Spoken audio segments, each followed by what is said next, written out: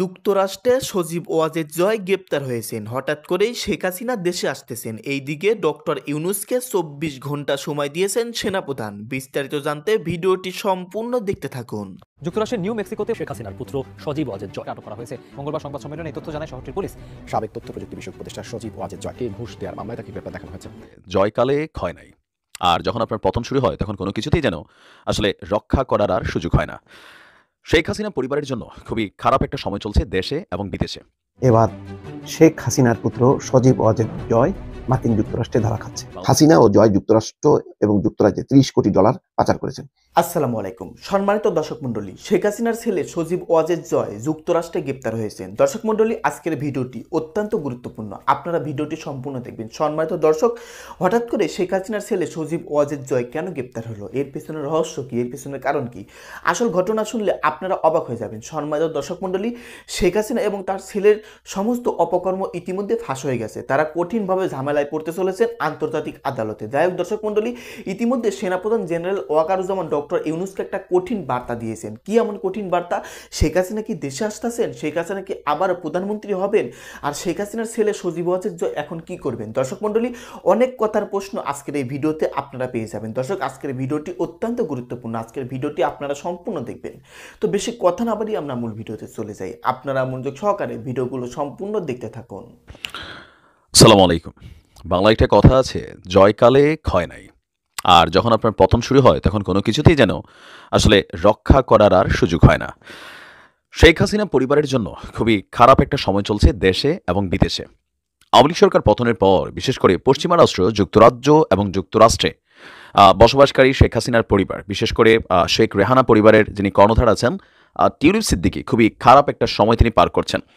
এর মাঝখানে আপনার সজীব ওয়াজেদ জয়, তিনার বিরুদ্ধেও আপনার যে FBI এর একটা রিপোর্ট আসছে, যদিও এটা নিয়ে সজীব ওয়াজেদ জয় বলছেন এটা বানোয়াট এবং মিথ্যা, কিন্তু আমাদের গণমাধ্যমগুলো যে তথ্য দিচ্ছে বলছে যে FBI রিপোর্টে সজীব ওয়াজেদ জয়ের বিলাসবহুল 8টি গাড়ি 5টি প্রতিষ্ঠানের সঙ্গে সজীব ওয়াজেদ জয়ের সম্পৃক্ততা পেয়েছে ফেডারেল ব্যুরো অফ ইনভেস্টিগেশন মানে FBI। আর এতে আপনার সজীব ওয়াজেদ জয় দুর্নীতি বা বিভিন্ন অবৈধ সম্পদ অর্জনের দায়ে গ্রেপ্তারও হতে পারেন, এমনও কেউ কেউ বলছেন। আর এই বিষয়গুলোতে বাংলাদেশ সরকারের পক্ষ থেকে বেশ কিন্তু কড়া ভূমিকা রাখা হচ্ছে। ইতিমধ্যে শেখ টিউলিপকে নিয়ে আপনি জানেন যে ডক্টর মোহাম্মদ ইউনূস তিনি যুক্তরাজ্য সরকারকে বার্তা পাঠিয়েছেন যে কোনো সময় তিনি বরখাস্ত হবেন। এর মাঝখানেই সজীব ওয়াজেদ জয়ের 8টি বিলাসবহুল গাড়ি বাড়ি অনেক কিছুর সম্পৃক্ততাতে যুক্তরাষ্ট্রের ফেডারেল ব্যুরো অফ ইনভেস্টিগেশনের একটা তদন্ত রিপোর্ট সামনে এসেছে।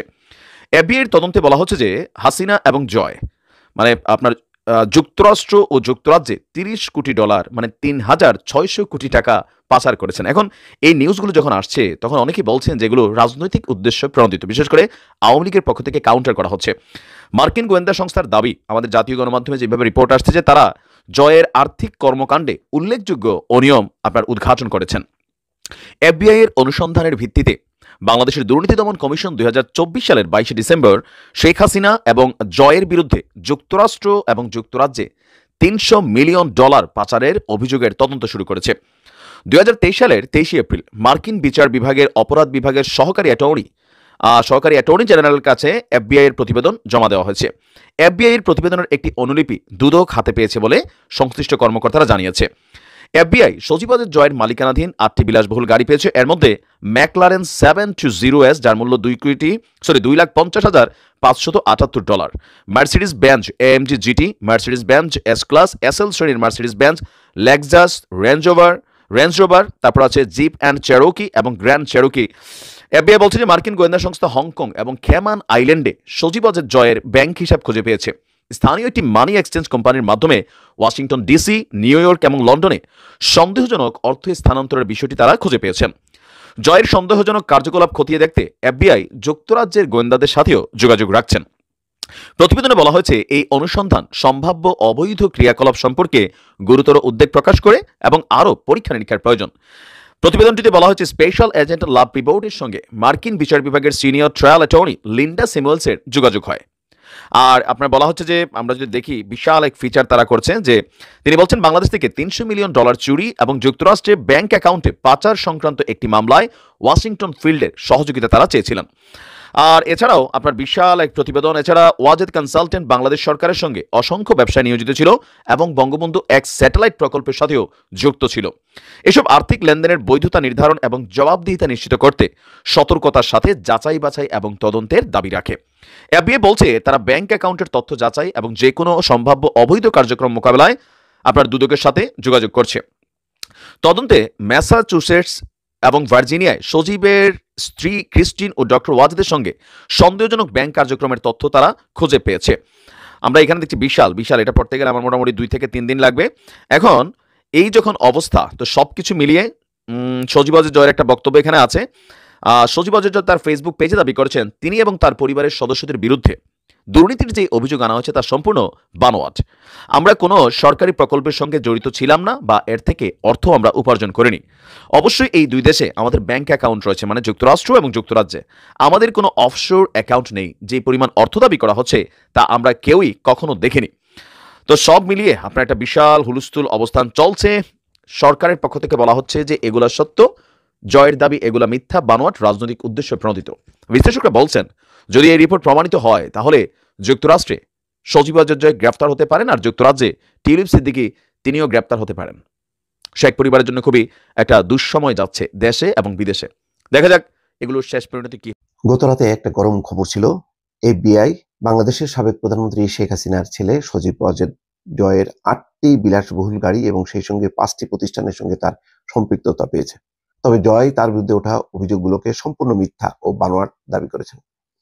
সোমবার রাতে তার ভেরিফাইড ফেসবুক পেজে এক পোস্টে তিনি লেখেন, সম্প্রতি তার বিরুদ্ধে এফবিআই একটি রিপোর্ট ফাঁস করেছে।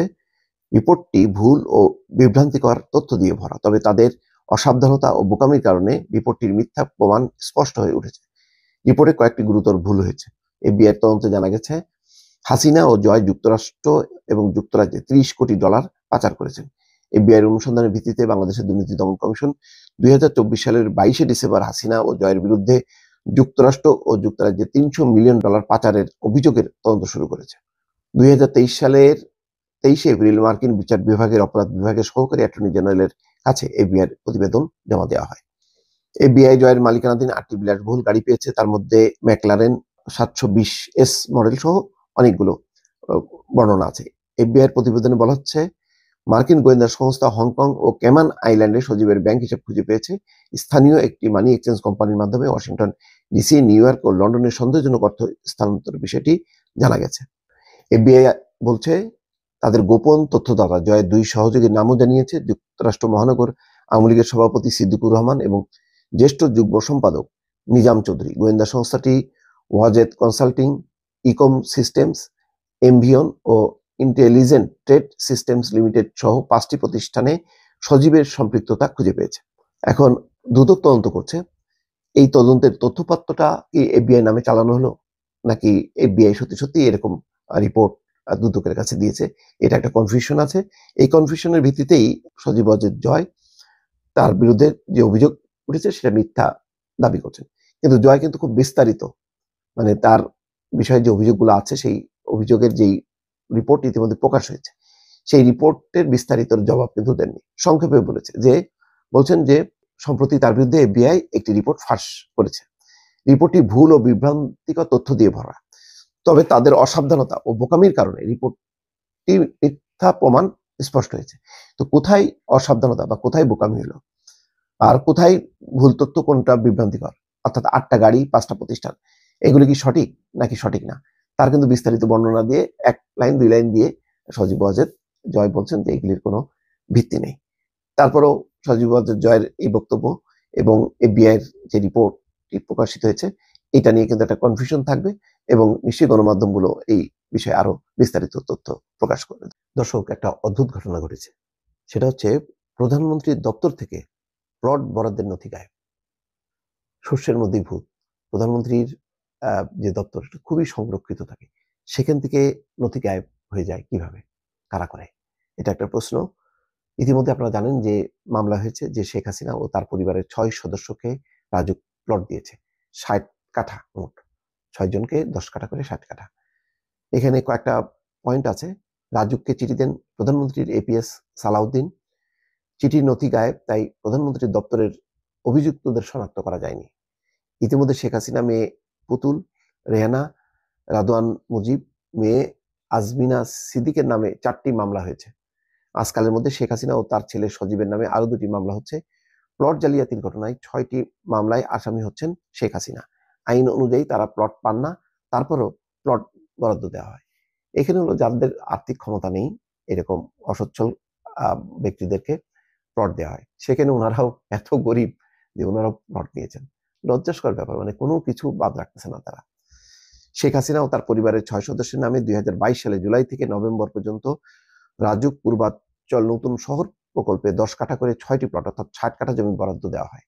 এসব প্লট বরাদ্দ দিতে সাবেক প্রধানমন্ত্রী শেখ হাসিনার একান্ত সচিব মোহাম্মদ সালাউদ্দিন গণপূর্ত সচিবকে চিঠি দিয়েছেন।